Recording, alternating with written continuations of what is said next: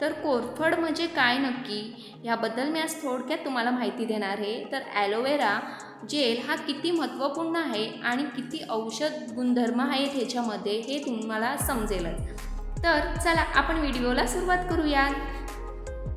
तर मोबाईल आणि कम्प्युटरचा सतत वापर, अपुरी झोप यामुळे आपल्या डोळ्याची जलजल होते। बऱ्याच जणांना असं होतं, माझ्याही बाबतीमध्ये भरपूर असं मोबाईल जेव्हा मी यूज करायची तेव्हा व्हायचं। ही जलजल रोखण्यासाठी कपभर पाण्यात 2 चमचे कोरफडीचा रस घालून या पाण्याने डोळे धुवून घ्या, नक्कीच तुम्हाला आराम मिळेल।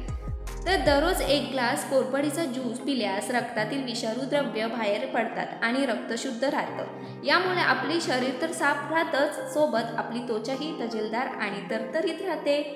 केसांच्या आरोग्यासाठी कोरफड अत्यंत उपयुक्त आहे।